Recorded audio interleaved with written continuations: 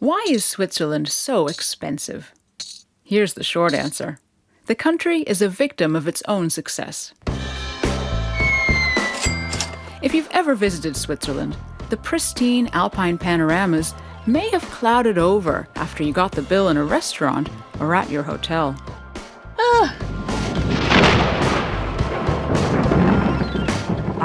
Everybody seems to agree. Switzerland is expensive. The anecdotal evidence is there, and in the press, the big Swiss cities are constantly ranked among the most expensive in the world. Zurich and Geneva regularly make it into the top 10.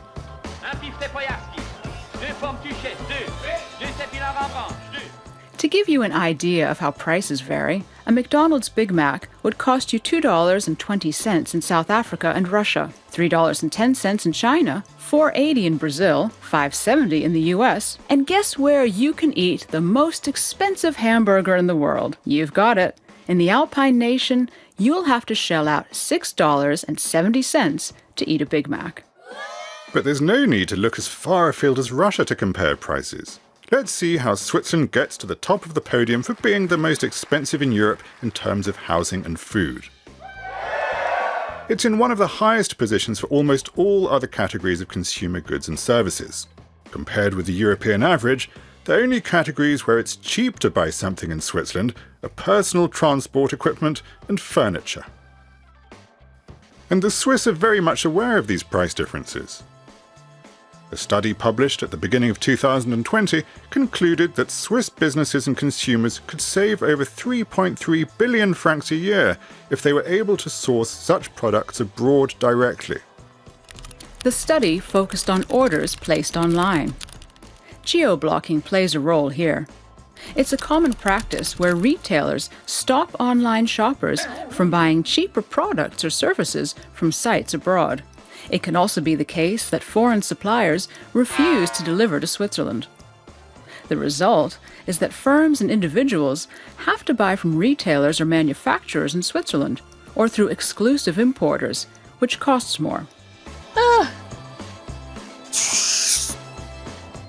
study concluded that if the Swiss could freely buy goods from neighboring countries, the biggest savings would be in the clothing sector, followed by health-related products, cosmetics, and perfumes.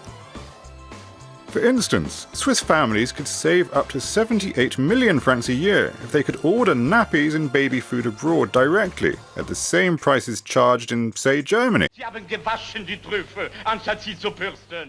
The Swiss are so aware of these price differences that they call their country the High Price Island, a common expression that was even picked up by the official Swiss price watchdog.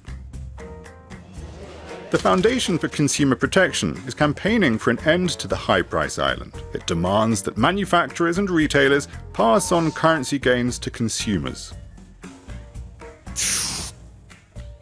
So what makes Switzerland a high price island? The question is a long-standing one.